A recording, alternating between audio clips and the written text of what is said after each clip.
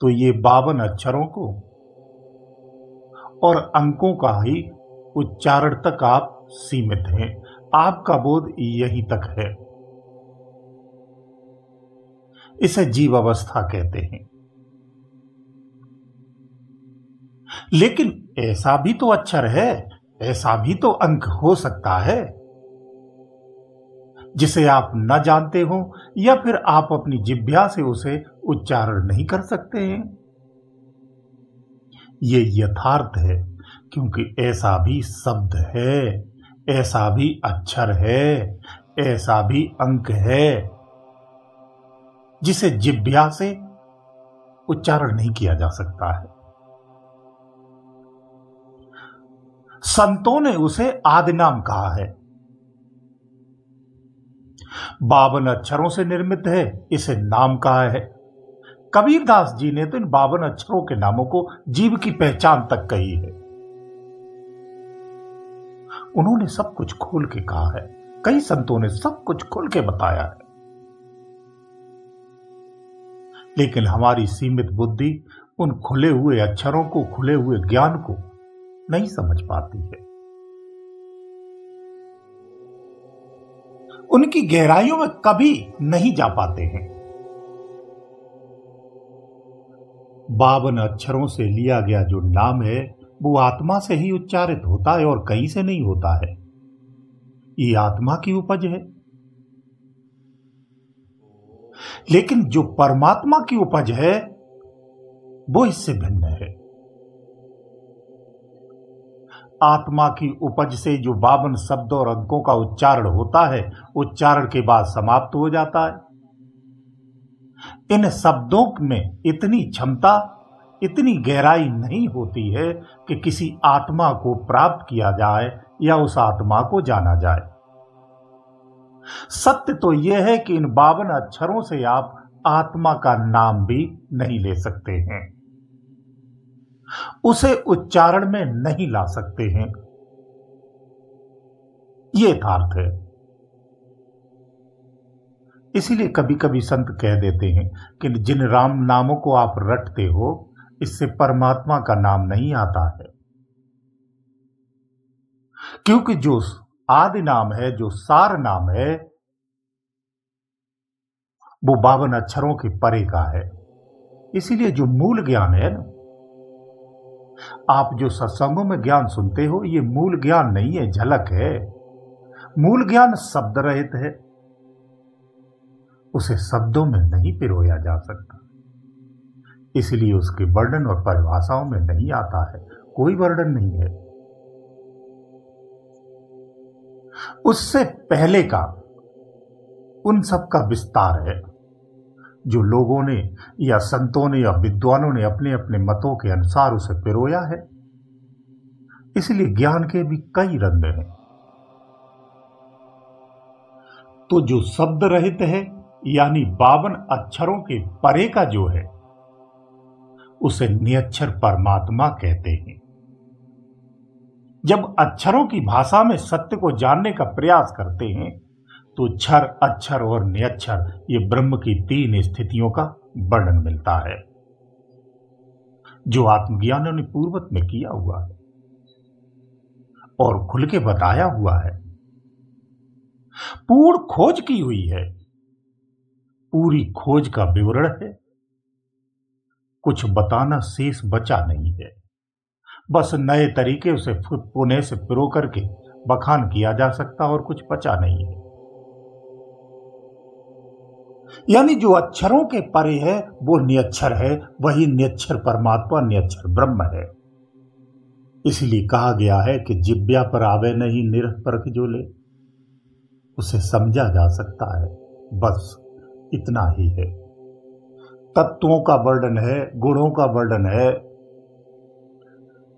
विषयों का वर्णन है, संपूर्ण भक्तियों का वर्णन है, अदृश्य विज्ञान की घटित घटनाओं का संपूर्ण वर्णन है, जिस पर कहानी और कथाएं रची हुई हैं, बड़े बड़े ग्रंथ लिखे हुए हैं। लेकिन जो मूल है वो ग्रंथों में नहीं आ पाता है। जो वास्तविक स्थिति मूल की है वो ग्रंथों में नहीं रच पाता है या उन परिभाषाओं में नहीं आ पाता है। झलक मिलती है लेकिन वास्तविक नहीं मिलती है। जिसकी खोज भीतर में है, जो भीतर में भटकता है, उसे मिलता है, उसे निश्चित रूप से मिलता है। वर्तमान में भी मिला हुआ है। वर्तमान में भी मिला हुआ है। जो ये कहते हैं कि नहीं है और साक्षात है।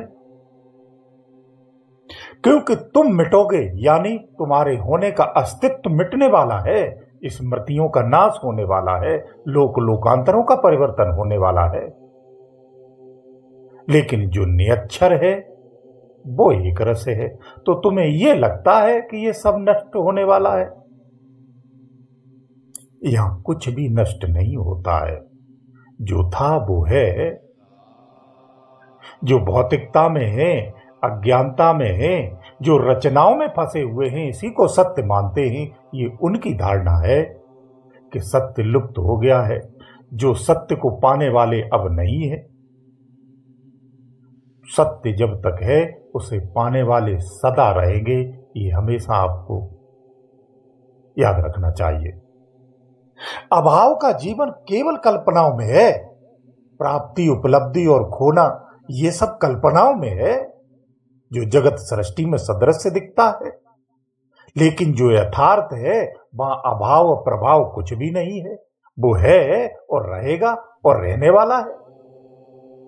यहां उसे समझने वाले, उससे उत्पन्न होने वाले, यहां सुनाने वाले, ये सब होते आए हैं। ये घटनाएं नित्क्षण होती रही हैं, हो रही हैं और होती रहेंगी।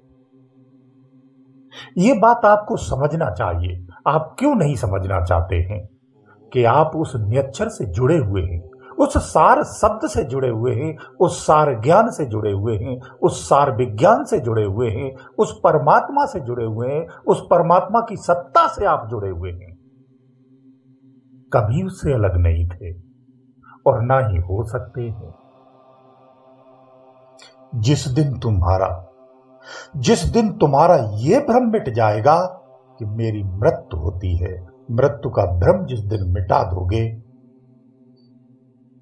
शेष कुछ बचता नहीं है। फिर तुम ही तुम रह जाओगे। फिर तुम अलग नहीं, एक हो जाओगे। तरीका एक है, सरल है। संसार में जीते रहो और अंदर से जीवित रहो। अगर आप अंदर से जीवित हैं तो इस संसार में जियोगे तो, लेकिन भटकोगे नहीं, भटकने से बच जाओगे। सबसे बड़ा भ्रम तुम्हारा मृत्यु ही है। इससे बड़ा कोई दुनिया में भ्रम नहीं है। तुम प्रेतवासी होते हो, देववासी होते हो, पितृवासी होते हो, यानी पितृलोक के वासी होते हो, स्वर्ग के वासी होते हो, फिर भी खुद को मृत्यु कहते हो, खुद को मरा हुआ कहते हो, या फिर किसी और को कहते हो, लेकिन कहते जरूर हो। तुम्हारा शास्त्र कहता है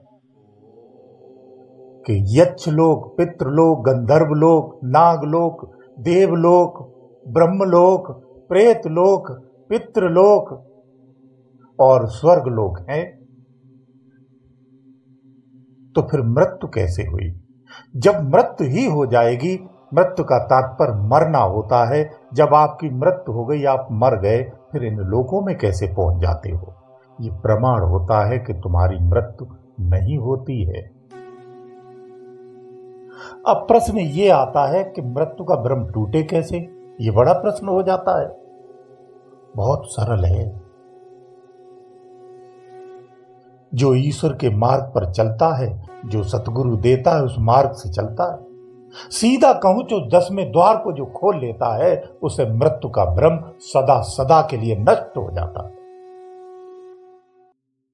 एक बात और गांठ बांध लेना कि जब तक 10वें द्वार से आप पार नहीं होते हो, मृत्यु का भ्रम मिट ही नहीं सकता है, कदापि नहीं मिट सकता है। दुनिया का कोई भी उपाय कर लेना, कोई भी भक्ति कर लेना, 10वां द्वार फोड़ना पड़ेगा। नहीं फोड़ोगे, इससे नहीं घुस के उस पार होगे, मृत्यु का भ्रम नहीं मिट सकता है। जो इस द्वार को खोल लेता है, यह भी यथार्थ है, और इससे पार हो जाता है, फिर दोबारा उसे कभी भी मृत्यु का भ्रम ही उत्पन्न नहीं हो सकता है। वो सदा सदा के लिए इससे निवृत्त हो जाता है। तो याद रखो, जीवन का सबसे बड़ा भ्रम मृत्यु है, और हमें इसी मृत्यु को ही जीतना है, यानी इसके भ्रम को ही तोड़ना है। समस्त तपों का सार भी यही है। तो आप नियच्छर को पा जाओगे और उसी स्वरूप में अपने स्वरूप को स्पष्ट देखोगे। गुरुदेव दयालु।